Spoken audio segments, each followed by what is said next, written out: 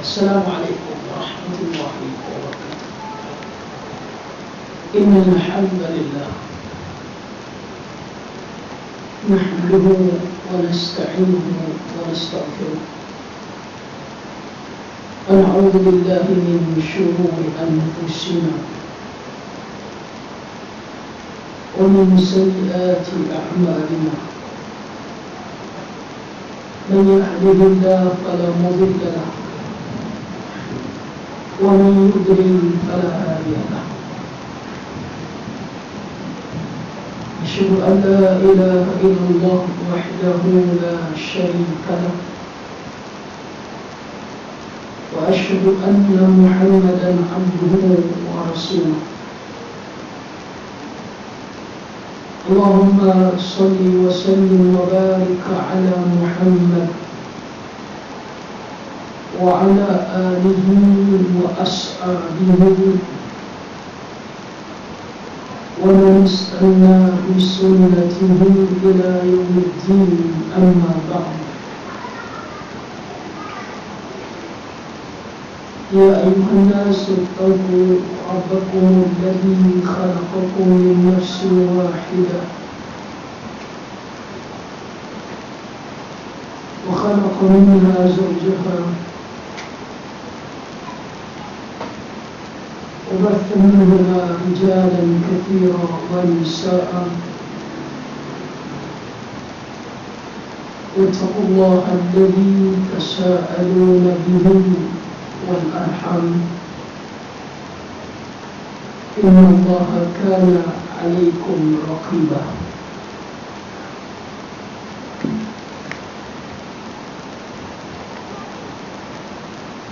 Abdullah bin Mas'ud kata dia, suatu hari Nabi SAW kata kepada Abdullah bin Mas'ud, Iqra'u alayya al-Quran. Wahai Abdullah bin Mas'ud, baca saya dekat Al-Quran. Nabi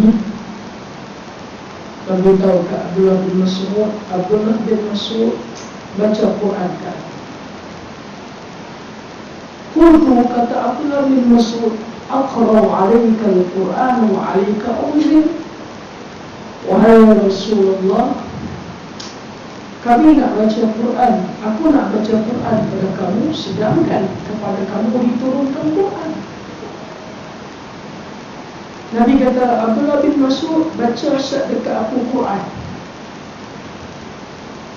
Abdullah bin Mas'ud kata, wahai Rasulullah, aku nak baca pada kamu Quran, sedangkan Quran turun pada kamu. Qala inni uhibbu an asma'ahu min ghairi. Kata Nabi, aku suka kalau aku dengar bacaan Al-Quran daripada orang lain. Yang ni dipanggil tawaduk dengan Nabi. Kita kalau nak ustaz ni, kalau dengar satu tokoh besar mai turun Malaysia, satu kibar ulama, satu ulama mai turun dan sebagainya, kita pilih dengan kuliah dia. Kita yang nama ustaz dia lah. Dengar satu tokoh mai di Bandar Baru, mai di KL, dia satu peribadi, satu individu ada nama. Tuan-tuan, mai panggil Dr. Zulkifli Al-Bakri, satu individu yang Allahu Akbar. Kita yang ada urusan apa ni, mai lah mengaji. Nabi sendiri, Nabi dengar Quran daripada orang lain.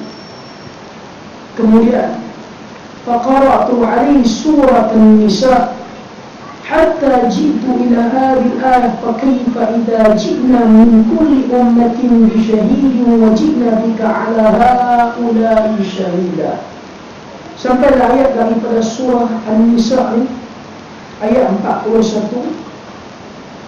Ayat yang bermaksud, maka bagaimanakah nanti orang-orang kafir apabila kami mendatangkan mereka saksi, yakni Rasul yang menyampaikan agama.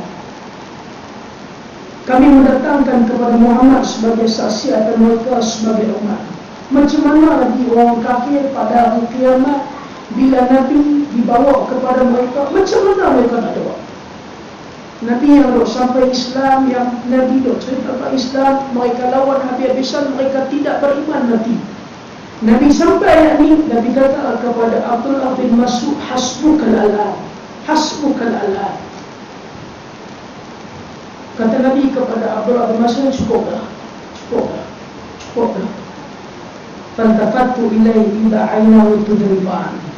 Kemudian maka aku pun tengok Nabi SAW, aku tengok air mata Nabi SAW bergelinar. Tuan-tuan, dia mai satu bab nak cerita kepada kita air mata kita ni. Air mata kita ni, kita sekalian, dia ada satu tempat, ada satu waktu yang kalau kita kena dengan waktu tu, agama masuk kita lagi. Kita bertanya kita ni, kita dah baca Quran ni berapa kali dah kita menangis? Oh, saya sehari juzuk, setengah juzuk dah.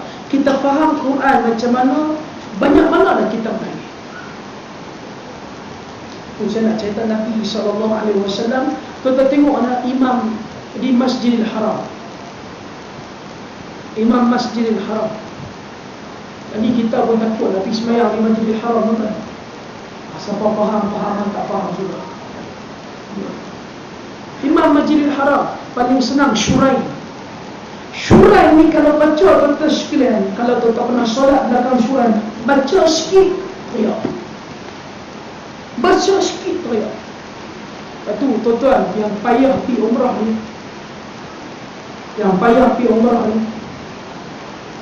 susah nak pergi umrah ni, simpan duit ni, tetapi bulan Ramadan. Saya ingat Ustaz Ghafur pun nanti buat umrah bulan Ramadan, pergi Ustaz Ghafur. Saya akan bagi sokongan ke Ustaz Ghafur. Tetapi bulan Ramadan, di 10 hari terakhir, dia 10 malam terakhir ni, tiap-tiap bulan dia qiyamul lail. Hati kita keras macam mana pun, kata semayang belakang sudai 10 malam terakhir, dia baca Quran daripada luar hati dia faham, dia teriak dengan kita boleh teriak. Saya tahun 2006 saya pergi umrah bulan Ramadan, 10 malam terakhir raya Mekah 98. Satu sahabat nama Haji Ibrahim duduk di Shah Alam. Dia ni kira saya di mana pun dia dah mengikut dia. Kita pergi mana pun dia ikut, pergi kedai, pergi masjid apa, semayang malam pun 10 malam terakhir pun dia ikut. Kita imam sudah duduk duk teriak, kita pun teriak. Kita tengok dia lepas semayang, dia pun teriak lagi teruk pada kita. Oh, kita kata dahsyat Haji Ibrahim tu faham bahasa Arab, dia teriak macam ni. Dia tak faham pun, tengok ustaz teriak, saya pun teriak sekali. Kalau kita ni lembutkan hati kita dengan ayat Allah. Lembut hati dengan ayat Allah. Tuan-tuan, saya beritahu senang lah. Tuan-tuan dah tengok film Hindustan ni. Film Hindustan ni, tuan-tuan sekalian, dia punya pengarah ni pandai buat cerita. Orang tengok teriak. Betul tak? Saya tak mampu tengok teriak. Teriak, tuan-tuan. Teriak ni sampai tak normal. Sebab apa kita baca Al-Quran yang mana orang ibu-ibu yang turunkan Quran, dia turunkan Quran betul sekalian, cerita dia sangat mengkabur. Lalu Nabi SAW ajar kita satu benda, baca Quran teriak.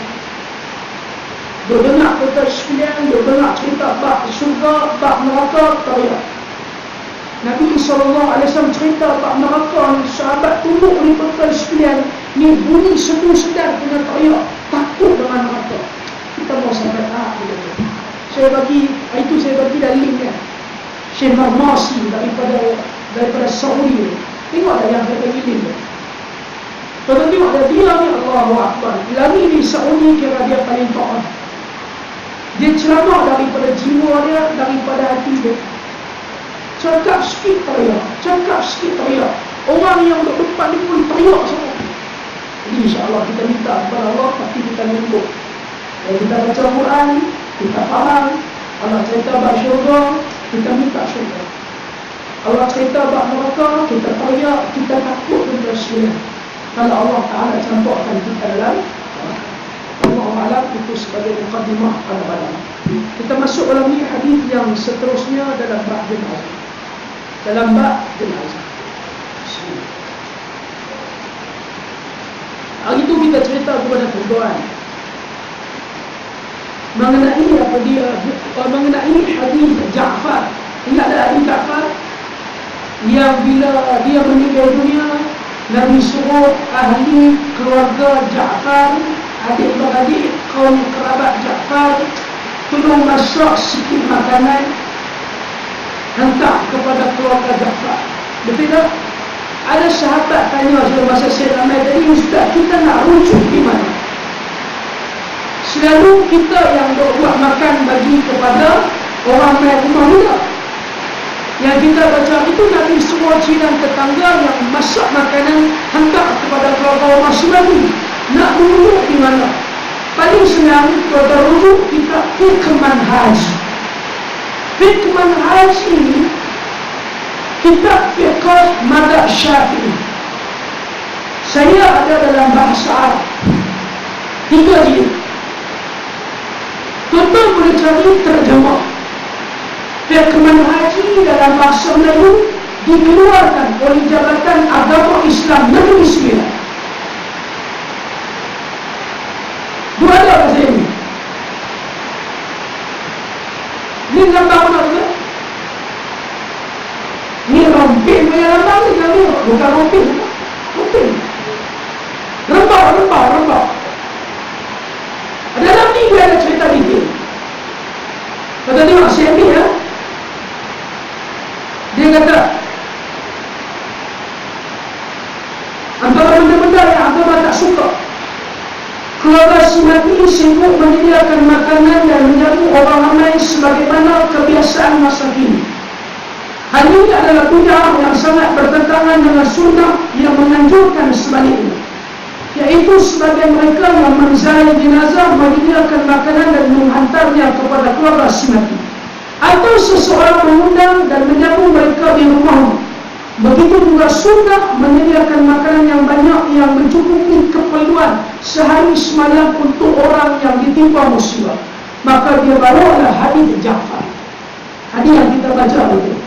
Baik, Nabi SAW bersabda kepada ahli keluarga sahabat jiran Ja'far, kata Nabi, isna'u li ahli Ja'far ta'aman faqad atahum ma yashghuluhum.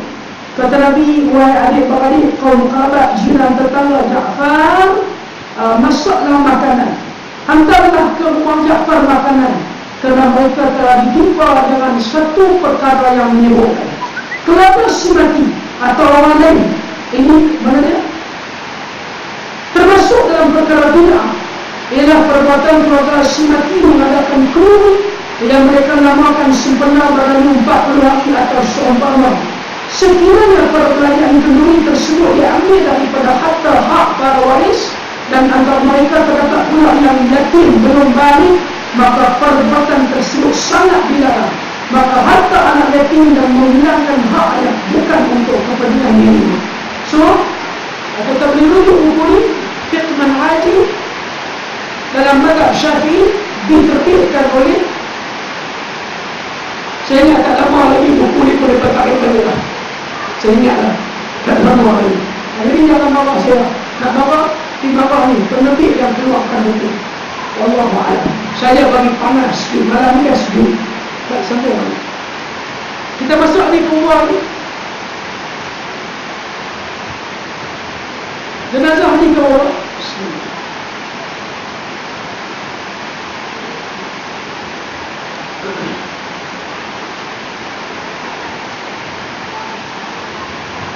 Satu enam ke? Satu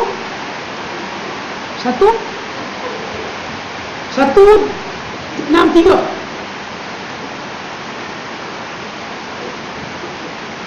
Satu 164. Saya dah simpulkan dalam 162. 162, 163, 164 tu sekaligus kita baca itu kesimpulannya. Kita tengok Jabir cerita bila berlaku Najasyi dia solat jenazah ghaib dengan Nabi kan. Lepas tu kita cerita pula mengenai masalah kalau jenazah sudah dikuburkan, boleh tak boleh kita pergi semayang atas apa? Atas kubur. Yang tu pun kita dah simpulkan. Kita tulis satu nama dulu. Wa an Aisyah radhiyallahu ta'ala anha anna Rasulullah sallallahu alaihi wasallam kufina fi thalathati athwar yamaniyati bil suhuliyatin laysa fiha qamisun wala imam. An Atiyah al-Ansariyah qalat دخل علينا رسول الله صلى الله عليه وسلم حين توفيت بنته زينب فقال اغسلنها 3 أو 5 أو أكثر من ذلك إن رأيتن ذلك بماء وصدر واجعلنا في الآخرة كافورا أو شيئا من كافورا فإذا فرغتن فآذني فلما فرقنا آذناه فأعطاناه حقه فقال اشعرنا إياه يعني إزاره وفي رواية أو 7 أو قال ابدأنا بميامنها ومواضع الوضوء منها وأن أم عطية قالت وجعلنا رأسها 3 قطور. Ummu Atiyah al-Ansari kata dia. Siapa dia Ummu Atiyah ini? Zaman Nabi, kalau ada jenazah perempuan, selalunya dia yang diurus. Dia yang diurus. Ummu Atiyah ini. Termasuk dia yang menguruskan jenazah anak perempuan Nabi, nama dia Zainab. Soalan, sebab apa Nabi tak mandikan Zainab? Ini soalan.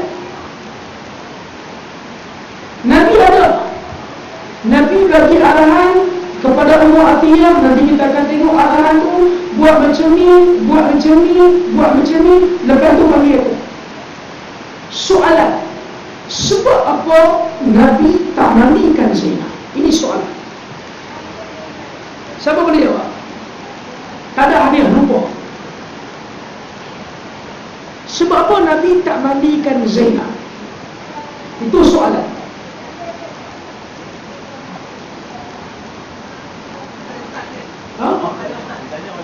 Nak tanya saya yang tanya balik. Wah, dahsyat. Ni kredibel. Apa dia soalan? Zainab meninggal dalam sejarah tak cerita umur dia berapa, tapi dia meninggal sekitar 30-an, demikian bego. Anak Nabi ni kebanyakannya meninggal dunia. Sebab tu masa Nabi wafat, yang ada anak Nabi Fatimah tu. Kata Nabi kepada Fatimah, lepas aku meninggal, Nabi cerita pada Fatimah tu. Nabi dah cerita tak lama lagi ayah nak meninggal. Nabi cerita. Nabi tak tahu Nabi mati bila. Sebab tu kita tak tahu kita mati bila. Semua mitos yang datang cerita tanda-tanda kematian sekadar mitos. Kalau kita tahu kita nak mati bila dengan tanda-tanda yang mitos itu, kalau betul, tentu kita dapat persediaan. Tapi Nabi beritahu kepada Fatimah menangis. Kemudian Nabi kata yang paling dekat, yang akan ikut aku lepas ni, mati. Jadi anak Nabi semua meninggal dunia masa Nabi SAW muda. Nabi kahwin dengan apa dia? Nabi kahwin dengan Zainab, Nabi kahwin dengan Khadijah umur apa? Okey, tuan-tuan nampak jawapan dia kan? Tuan-tuan kalkulate tengok Nabi meninggal dunia umur apa? Sekitar perkahwinan tu Nabi dapat anak dengan Khadijah. Nampak? Maksudnya anak Nabi ni meninggal dunia muda. Allah. Itu soalan yang tak ada kena-mengena. Saya tanya tadi, sebab apa Nabi tak mandikan Zainab? Bismillah.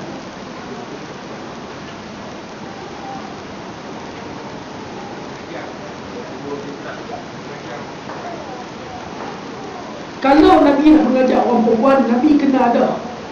Dan Nabi kena bagi tahu. Yang ni Nabi bagi tahu, Nabi tak ada. Nak bagi tahu kepada tuan-tuan, anak meninggal dunia, anak kita kalau meninggal dunia, kalau dia perempuan, biarlah orang perempuan yang uruskan. Satu, para ulama benarkan kita mandikan anak kita yang perempuan kalau tak ada orang lain dah nak mandikan, dengan syarat usia dia belum akil baligh, tubuh badan dia belum terbentuk.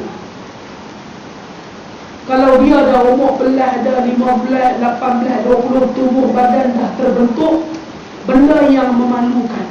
Kita nak pergi mandi dia, pergi sentuh aurat dia, pergi gosok benda-benda yang tidak sepatutnya, sebab tu Nabi tak buat. Boleh faham tak? Boleh faham. Kalau kecil tak apalah. Tapi orang yang dia, kalau anak meninggal masa kecil ni, dia kena salah. Kena salah. Kena salah. Saya tak tahu macam mana orang yang kalau anak dia meninggal kecil, dia boleh salah. Dia kena salah. Atau Nabi macam mana Nabi tak kata mana-mana orang yang anak meninggal waktu kecil. Kalau 3 orang anak dia meninggal waktu kecil, kata Nabi syurga untuk dia kalau dia sabar. Kata sahabat, kalau 2 orang wahai Rasulullah, kata Nabi kalau 2 orang kalau dia sabar syurga. Kalau seorang wahai Rasulullah, kalau seorang pun syurga. Budak kecil meninggal, isteri mengandung 9 bulan, bersalin, lepas 5-6 bulan, lepas 2-3 bulan meninggal. Tuan-tuan ni hati ni hancur dulu. Tapi dia boleh sabar. Macam mana Allah tak jamin syurga untuk dia. Anak Nabi yang kita cerita, Ibrahim umur 18 bulan tu, ingat tak? 18 bulan meninggal. 18 bulan ni baru nak besar. Macam mana Nabi nak tak teriak? Nabi main pun tak puas lagi dengan dia. Tapi Allah bagi dia syurga. Kawan saya, dia sabar. Saya respect dia. Asmi, Ustaz Asmi duduk di Sungai Buloh, mengaji Pakistan yang lain. Saya duduk Pakistan 8 tahun, dia duduk 6 tahun. Saya 8 tahun sampai habis, dia 6 tahun tak habis. Jadi tak pergi ni, bukan dia nak pun keluar. Dia duduk di Pakistan, tak habis mengaji balik. Kahwin, anak pertama ni, saya tak tahu lah dalam bidang perubatan dia pengimpul tu. Bersalin ni tengkorak kepala ni tak ada. Dia pengimpul. Saya pun tak tahu lah doktor kata apa, kata asid folik apa, tak tahu lah kurang apa, saya pun tak tahu benda apa. Ni kepala ni, rambut ni nampak otak ni bergerak ni. Tak ada tengkorak ni, ada kulit kepala ni. Tak sampai sejam anak meninggal. Saya ingat lagi isteri dia kata betapa nikmat sejam dapat jadi mak. Dapat susukan anak sejam ni, teriak tapi dia sabar. Tuan-tuan boleh bayang anak kedua jadi benda yang sama. Tuan-tuan bayang tak anak kedua jadi benda yang sama. Tapi dia sabar ni, subhanallah. Dan ni umur dia sama dengan saya. Jadi dah masuk anak 6 ke 7 nampak. Dalam berjadi macam tu 6-7 anak, tapi sihatlah yang lain. Pertama, kedua memang Allah uji. Allah uji dia. Tuan-tuan boleh bayang tak? Dia boleh sabar. Subhanallah. Jadi sebab tu Nabi tak mandikan Zainab. Saya nak bagi tahu benda ni serba salah, tapi kita kena amanah dalam masalah. Lepas tu kalau adik-beradik, kaum kerabat kita yang perempuan meninggal dunia, bagilah orang perempuan uruskan. Orang perempuan pula, kalau lah abang dia ke, bapak dia ke, adik lelaki dia meninggal dunia, bagilah orang lelaki yang uruskan. Dia tak payah nak kalang kabut. Cuma bila pasangan meninggal dunia, kita lah orang yang mandikan dia. Kita lah orang. Tak usah bagi orang lain kalang kabut, bagi kita mandi. Kalau mak mentua kita ada nak tolong, bagi tolong. Kalau kau ipak kita, adik ipak kita yang perempuan ada nak tolong, bagi dia tolong. Dan kita lah orang yang paling baik bagi sekalian memandikan jenazah isteri kita, sebagaimana yang diwasiatkan oleh Abu Bakar As-Siddiq radhiyallahu ta'ala anhu dan sahabat-sahabat Nabi yang lain. Bila mereka meninggal dunia, maka isteri mereka yang mandikan mereka. Sebab apa Nabi meninggal dunia, isteri Nabi tak mandikan Nabi? Isteri Nabi tak mandikan Nabi sebab Nabi meninggal dunia ni, tuan-tuan sekalian, semua orang lose control.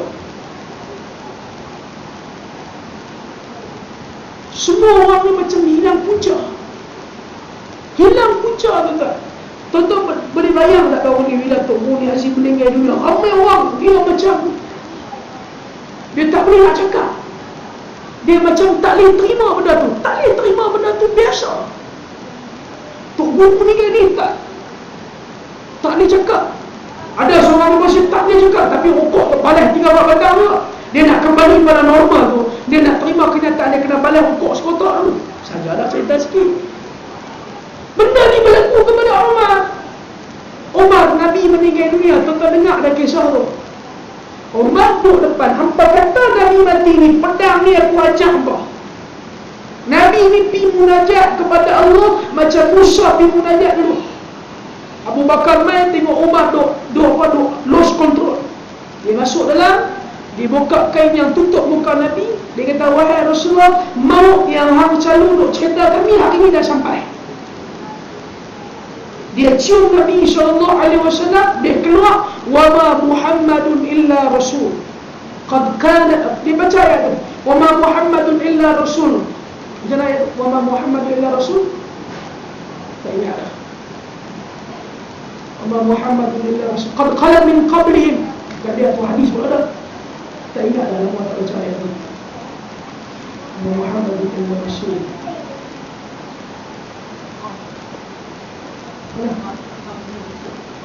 Tak, saya ingat yang sebelum tu. Allah Muhammad illa Rasul. 144 tu Baqarah tak silap dia.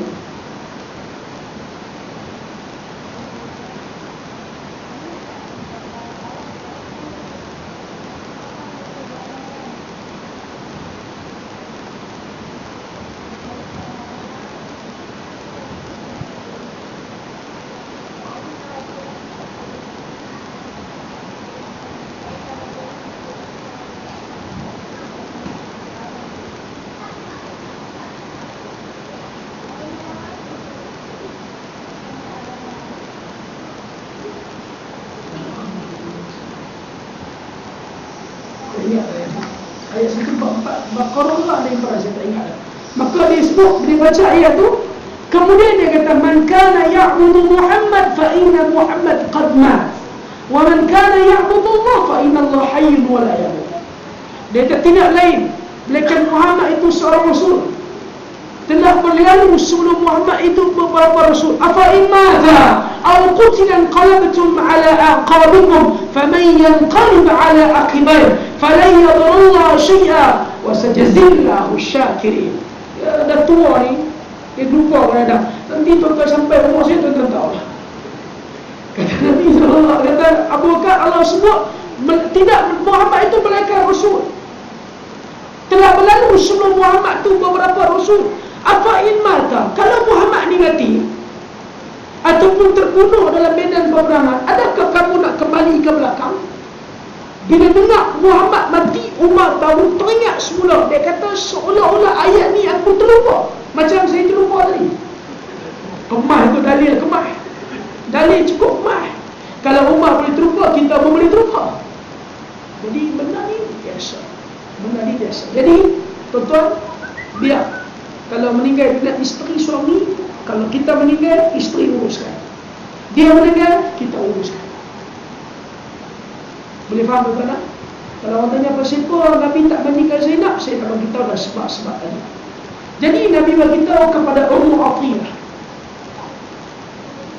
bila anak Nabi nama Zainab meninggal, kata Nabi, iksilnaha thalathan aw khamsan aw akthar min dhalik. Kata Nabi, Ummu Atiyah, mandikan anak aku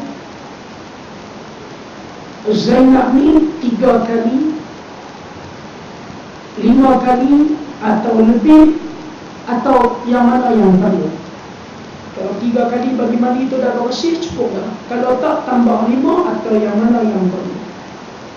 Kemudian bima'in wa sidrin wa ja'alna fil akhirati kafura. Kata Nabi SAW ni, bagi mandi dengan apa? Bagi mandi ni dia ambil daun pokok sidir. Sidir tu yang kita nak sebut madu sidir tu kan. Madu sidir ni dia macam pokok nyoa. Dia macam pokok nyoa. Daripada batang, daun, buah sampai kan helaian tu dulu, kayu apa, batang tu orang buat penunjuk baca Quran. Macam tu lah pohon sidir ni dia memberi manfaat. Kalau tuan sampai di kota Shibam di Hadramaut, Yaman, kota yang UNESCO bagi pengiktirafan tahun 19 berapa saya tak ingat. Di kota Shibam ni, rumah berusia 400, 500, 800 tahun. Kota Shibam, kota pertahanan di Hadramaut, nama dia kota Shibam. Sampai sekarang kota tu masih ada. Nanti tuan-tuan cari dalam Google, tulis Shibam, S-H-I-B-A-M, Shibam. Tuan-tuan tengok kota tu. Kota tu tuan-tuan sekalian, rumah mereka ni, kayu ni dibuat daripada pokok sidir. Saya tengok kayu pintu ni tuan-tuan sekalian 400-500 tahun. Dia punya kunci tuan-tuan sekalian pun memang best lah. Kunci dia saya ingat lebih kurang besar botol mineral ni kot kunci pintu. Tapi tuan-tuan boleh fikir daripada kreatif. Dia masuk kunci tu, dia pun siap-siap dah gigi tu. Bila masuk, kita tolak saja, kita boleh tarik selak dia. Tuan-tuan boleh bayang, pintu tu, bangunan tu, kayu tu, daripada kayu sidir 400-500 tahun lepas, duk elok lagi. Lepas tu saya tengok ada juga pintu yang dah reput. Saya tanya ni kayu apa? Pegawai dia tanya ni pun kayu sidir. Saya tak yang tu pasal apa reput, yang ni pasal apa tak reput. Dia tak yang ni dia tak reput sebab dia orang tak keringkan kayu dia elok-elok. Dia orang terus pergi buat pintu apa dan sebagainya, jadi anak-anak makan. Yang kering elok ni anak-anak langsung tak makan. Pokok sidir, di pokok sidir. Jadi daun pokok sidir ni, sidir ni bidara. Sidir ni bidara. Pokok sidir ni, daun sidir tu kita ambil tuan-tuan sekalian, kita ramah tuan-tuan sekalian dalam air, kita bagi mandi jenazah. Sebab daun sidir ni wangi. Daun sidir ni wangi. Sidir dia ada empat nama. Belajar bahasa Arab sikit. Sidir yang kedua nama dia ialah Baghiyah. Saya tanya balik ni Sasari. Sidir, Baghiyah, Uluf, Khilf. 4. Ulang balik. Haji saya pun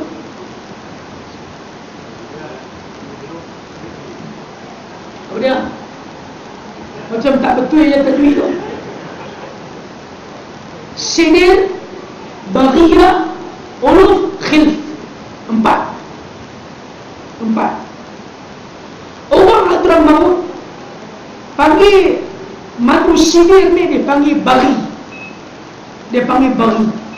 Nah? Jadi tuan-tuan sekalian, bila madu sidir grade rendah dibawa ke Saudi, grade B, grade C dibawa ke Saudi, nak bagi nampak dia mahal. Dengar tak? Nak bagi nampak dia mahal, mereka panggil madu sidir ni dengan Malaki sidir. Malaki sidir ni maksudnya sidir sultan. Malik ni raja pembesar, Malaki sidir. Jadi kalau tuan-tuan pergi di Saudi tengok Malaki sidir, kena tahu yang tu grade rendah. Itu saya pesan banyak kali. Di Yaman, pergi Saudi, nak beli madu, beli dekat Hilton. Jangan beli dekat lain. Beli dekat Hilton. Kadang-kadang kita nak jimat, kita duk beli dekat dekat tepi jalan tu. Daripada Mekah ke Madinah, dia bomai tong drum madu daripada Yaman. Madu dia dicampur dengan madu Kashmir dan sebagainya. Kadang-kadang kita nak beli, kita pergi beli dekat pelajar dan sebagainya. Pelajar pun lebih kurang sama juga. Mereka ambil madu daripada Sana'a dan sebagainya. Oleh kerana orang tahu madu ni mahal, jadi dia ambil grade rendah tu yang mahal, orang pun tak tahu. Nak beli juga di Mekah, teringin nak beli tuan-tuan sekalian di Hilton. Di Hilton insya-Allah kualiti paling baik.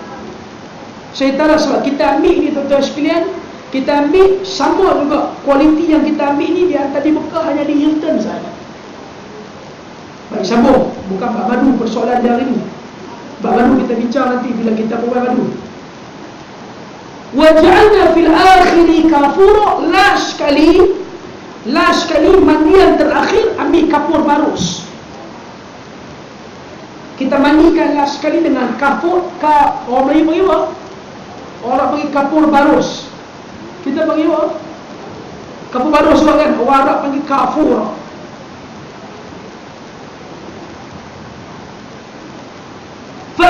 Fa'idha faradtunna fa'adini. Kata Nabi SAW, jika kamu dah selesai bagi mandi jenazah, bagi tahu aku.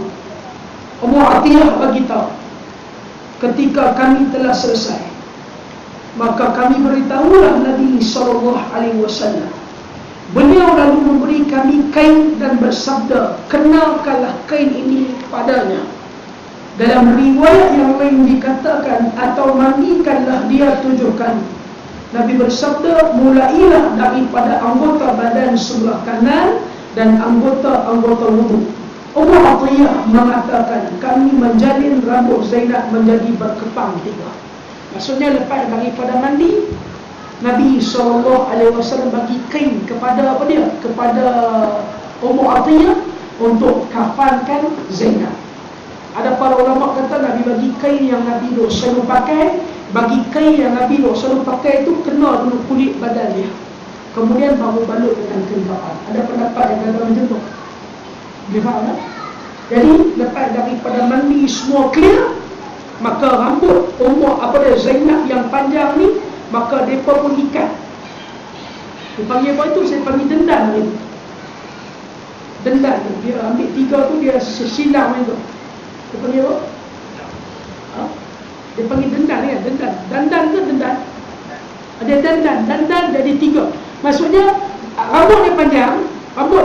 Ini sunnah tu. Rambut dia panjang, ambil rambut tu dendan. 1 ikat, 2 ikat, jadi 3. Jadi jenazah ni sebut sekali lagi, tuan-tuan nak kata bungkus itu kasar sangat. Tuan-tuan nak apa? Nak lipat dengan kain, lipatlah macam mana pun tak apa. Yang penting tubuh badan dia tertutup, muka dia nampak cukup dah. Tuan-tuan nak lipat dia macam nasi belut, tu lipat dia. Boh tu lipat macam nasi belut. Apa tak apa. Tapi jangan boh, kita hati cukup lah. Nak gulung dia macam nasi lemak nasaria pun tak apa. Ada tak kawan nasab macam tak ada hari ni. Sejak jadi businessman ni tak main dah kelas dia. Apa nasihat ada, minta maaf, tak nampak. Tak duduk sini. Lepas balik umrah ni, belajar pula senang kat dinding. Tak apa. Cuma orang tengok, Allah dia ni tak ada adab, tak ada seni langsung. Tak apalah, kita kafal lah macam mana pun. Cuma jangan terlampau melampau. Ikat dengan ikat apa dia tali nak ikat jenazah tu macam ikat tali pengangkat. Tak payah sampai tak itu. Yang penting jenazah itu kita kafan, tubuh badan dia tertutup, cukup. Boleh faham tuan-tuan? Okey. Siapa nak tanya, dipersilakan, sila.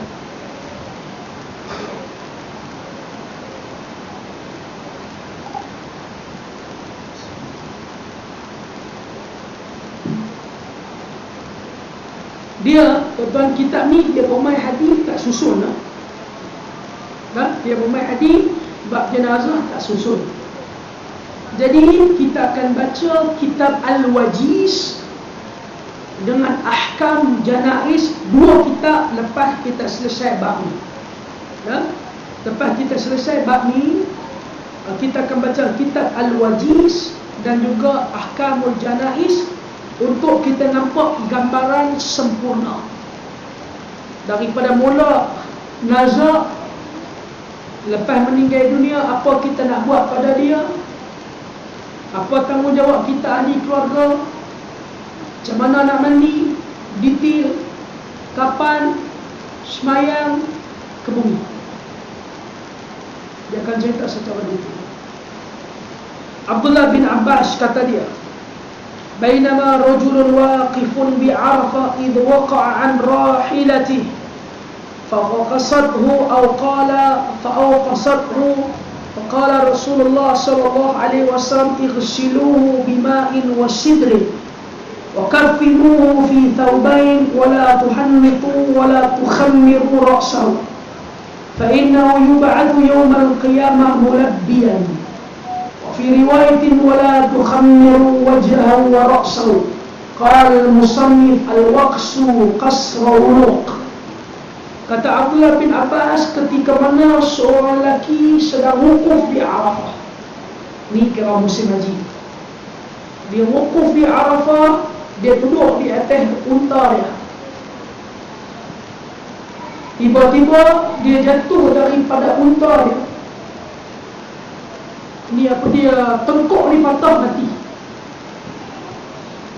Dia naik unta.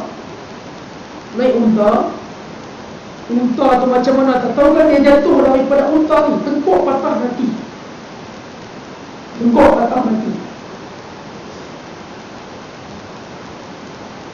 Bila diberitahu kepada Nabi SAW, kata Nabi, yaghsiluhu bima'in wa sidri. Kata Nabi, bagi mandi dia dengan air yang dicampur dengan pokok sibir. Pokok sibir maksudnya daun-daun sibir tu kita ambil, kita buang layak, kita ramai-ramai dia, kita bagi mandi dia. Macam orang kena campak lah. Orang kena campak, orang tua-tua dulu ambil daun bambu, betul tak? Dengan khasiat daun bambu dan sebagainya, mandi, insya-Allah campak tu lah. Allah mungkin ini perubatan tradisional, yang mana perubatan ni mungkin tidak ada unsur-unsur syirik, buat ada tak apa. Jadi bagi mandi, memang bagi mandi tu wangilah dengan pohon sibir. Wa kaffinuhu fi thawbain, kata Nabi, lepas tu kapan dia dengan kain yang dia pakai tu. Kain apa dia? Kain ihram. Bagi pakai kain ihram. Kain ihram tu yang dia pakai tu, ambil kain ihram dua helai tu, lipat macam biasa lipat kain ihram. Satu lagi tu, balut tubuh badan dia, clear. Kepala, muka semua tak tutup. Kain ihram yang dia pakai itu, tuan-tuan nampak kan, kain ihram yang kita lipat tu, kain ihram yang duduk ambil buah tembok tu, nak lipat serban itu semua tak apa. Ataupun kita ambil, kita tutup dia dengan kain ihram yang kedua, cukup dah. Kemudian kata Nabi, wala tuhannitu wala tukhammiru ra'sahu. Kata Nabi, jangan duk bagi dia pakai minyak wangi. Kalau jenazah biasa, lepas daripada kita kapan dia, kita boleh letak minyak wangi tu. Tak mau bagi bau mayat, tak mau bagi bau busuk dan sebagainya. Orang dalam ihram tak boleh. Kemudian kata Nabi SAW, jangan tutup kepala dia, kerana sesungguhnya dia akan bangkit pada hari kiamat dalam keadaan bertalbiyah. Dalam riwayat lain kata Nabi, janganlah kalian tutupi wajah dan kepalanya. Baik, penulis buku ni dia bagi tahu dengan detail, al-waqsu adalah tangkuk dia apa. Bantu tuan-tuan, ubah kereta lah. Ubah kereta lah. Oh, ingat ubah kereta. Bukan ubah kereta, sebab ini bukan ceramah politik. Bersama.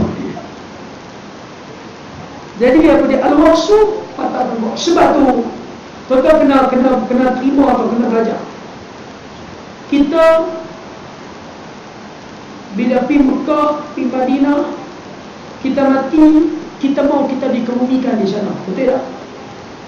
Kalau tuan-tuan pergi dalam negara luar, China ke, Jepun ke, Washington ke, kalau meninggal dunia, tuan-tuan juga kena dikebumikan di sana. Tak payah balik. Siapa-siapa yang nak pergi umrah ni, Ustaz Rompu nak pergi umrah ni, siapa dari tuan-tuan yang ikut, jangan lupa, bila tuan-tuan sampai di Madinah, ada satu sunnah. Apa dia sunnah tu? Sampai di Madinah, kita minta kepada Allah supaya Allah matikan kita di Madinah. Saya lupa nak ajak Pak Nasar itu. Pak Nasar pergi tak abad saya. Kalau tidak saya ajak lah. Saya pun pergi haji tapi terlupa nak minta doa ni kat Madinah. Tuan-tuan pergi minta ke Allah, ya Allah, ya Tuhan, kalau nak bagi mati aku, bagi mati di Madinah. Wah. Ada? Bukan sekarang lah. Nanti bila kita pergi orang. Tapi selalu sampai Madinah lupa. Assalamualaikum Allah. Yang ni doa yang kita akan minta dengan Allah bila kita berada di Madinah. Macam saya sebut tuan-tuan, kita semua tahu Dan kita akan mati sekali lagi, esok lusa. Semua orang tahu, betul tak? Tapi kita tak sangka tak mungkin lah esok lusa kita boleh mati. Betul tak? Apa yang kita nak rasa ni, member kita yang mati kemarin, dia pun nak rasa macam tu. Kita tak tahu lah mati ni sampai bila-bila, kita tak tahu. Tapi dalam hati ni, tak mungkin lah esok lusa aku mati. Dan yang kita nak rasa ni, member kita yang meninggal semalam pun rasa benda tu. Jadi kena buat persiapan sebaik mungkin. Nah, baik, jadi kalau dia mati di Madinah, mati di Mekah, mati di mana-mana pun, kebumikanlah di sana.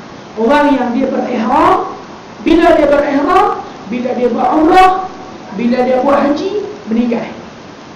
Ya, meninggal. Maka dia akan dikebumikan dengan kain ihram yang dia pakai. Tapi kalau dia lepas daripada buat umrah, dia balik hotel, dia pakai jubah apa semua cukup, pergi semayang di Masjidil Haram, balik-balik kereta langgar, meninggal dunia. Dia akan dikebumikan, dia akan diuruskan jenazah dia macam biasa. Orang yang kena uruskan jenazah dia dengan kain ihram bila dia berada dalam keadaan ihram. Orang perempuan pun sama. Orang perempuan pun sama. Kalau dia mati dalam kain ihram dia jubah yang dia pakai, maka dia akan dikebumikan dengan kain. Tak payah dok balut dengan kain kapan apa semua, tak payah. Allahuakbar. Baik, silakan.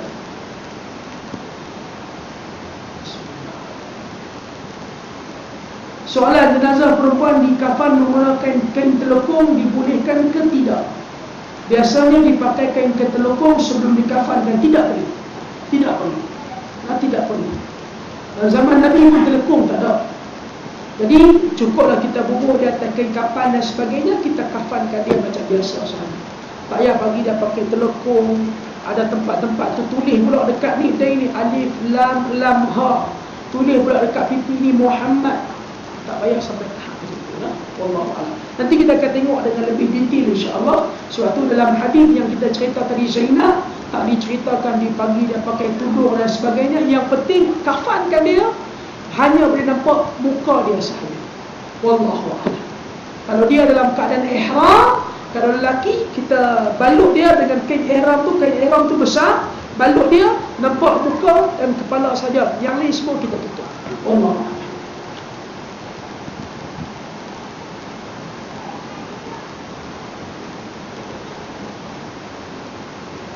Ada tuan, sila kita buka soalan ni. Cepat semua masa jalan ni.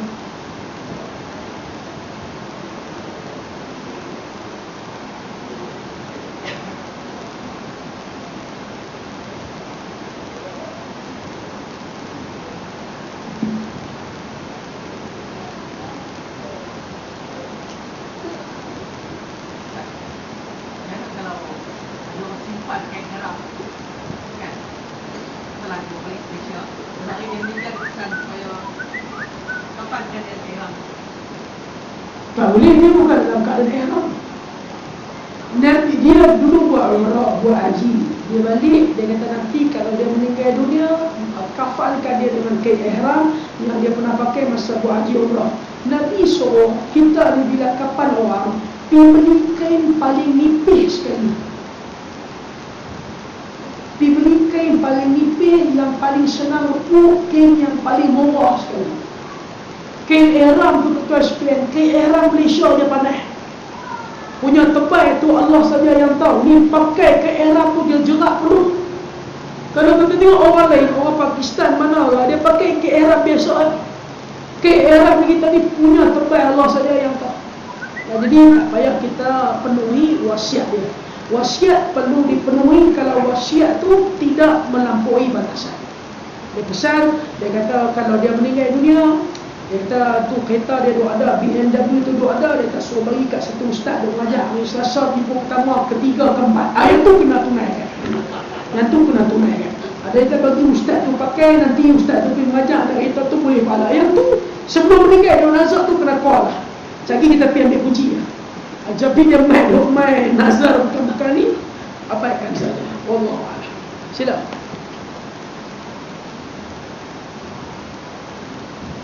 Satu lagi lah sebelum kita berhenti lah. Ummu Atiyah Al-Ansari kata dia, nuhina an ittiba'ul janaiz wa lam yu'zamu alaina. Nabi SAW larang kami orang perempuan tak payah ikut jenazah. Tapi larangan tu kata Umar Atiyah tak berapa nak straight saya. Maksudnya bukan serius larangan tersebut. Jadi macam mana pun perbincangan ulama, para ulama tetap letak orang perempuan bila berlaku kematian iringi jenazah ke tanah perkuburan, hukum dia berlaku. Betul tak? Ya, orang perempuan bila berlaku kematian tak payah sembahyang jenazah suami dia siap-siap di rumah. Nanti orang bawa suami dia pergi masjid Asyanah tu balik tak payah ikut lah. Duduk di rumah doa cepat. Ya, sebab takut nanti jadi fitnah, takut nanti dia lose control, teriak, menangis, sedu, sedang. Benda yang kita tak sangka boleh berlaku, takut berlaku. Jadi kita ambil satu jalan, kita halang dia supaya ia tidak berlaku. Lepas dia habis iddah dan sebagainya, dia nak pergi kubur, bawa anak-anak dia pergi tengok arwah suami dia, tak apa-apa, tak ada masalah. Tak ada masalah. Sebab tu kalau betul pasal Tok Guru meninggal dunia orang ni tak ada orang perempuan pergi. Ya. Tak ada orang perempuan pergi. Hatta isteri dia pun tak pergi. Sebab apa?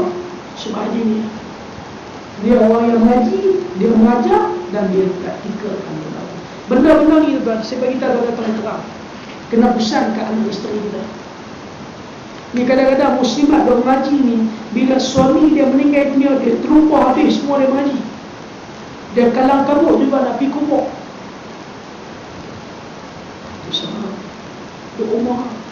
Doa kat suami, Allah ampunkan suami, rahmati suami. Orang nak bawa dah suami pergi kubur, Allahu Akbar, solat jenazah siap Allah.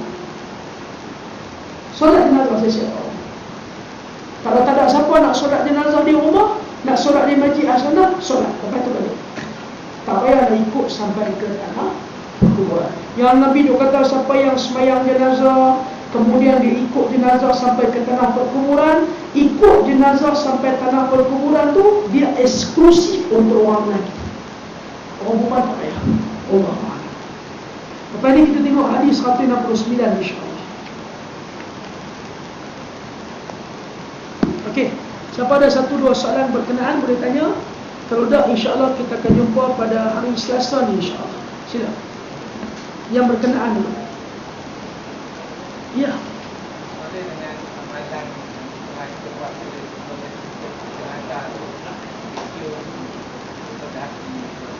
Dia cium jenazah tak apa. Tak apa. Jangan, kalau bukan bini kita tak usah cium lah. Nampak tak? Ustaz meninggal, dia duk main kuliah ustaz di wakaf. Main jumpa isteri ustaz dan last kiss Ustaz. Jangan cari pasal. Saya orang nak kita ada skandal, nampak tak? Tak payah kalau yang kita boleh cium ni memang kita tak apalah. Kawan duk main kuliah sekali meninggal, kita pun baik sangat dengan dia, boleh saupok pun sekali. Nampak tak? Duk pergi kenal nasi Arab ni malam-malam pun sekali meninggal, sedih, teriak, nak pergi cium dia tak apa. Tapi tak ada lah sampai istilah. Kalau orang utara nak pergi cium dia tak, air mata mau jaga sikit, air mata ni tak mau kena jenazah. Tak ada lah sampai tahap begitu. Kalau tua-tua dulu macam-macam mitos, kucing lintah lah, apalah semua. Kalau menangis air mata jangan kena pun tak apa. Tak apa, kita boleh cium. Sebab Abu Bakar tadi cium Nabi. Kalau isteri meninggal nak cium pun tak apa, anak beranak, orang yang haram kahwin dengan kita, kita nak dia meninggal, kita nak cium dia tak apa. Itu konsepnya. Kita nak cium orang tu, pastikan orang tu haram kahwin dengan kita. Kalau orang tu boleh kahwin dengan kita,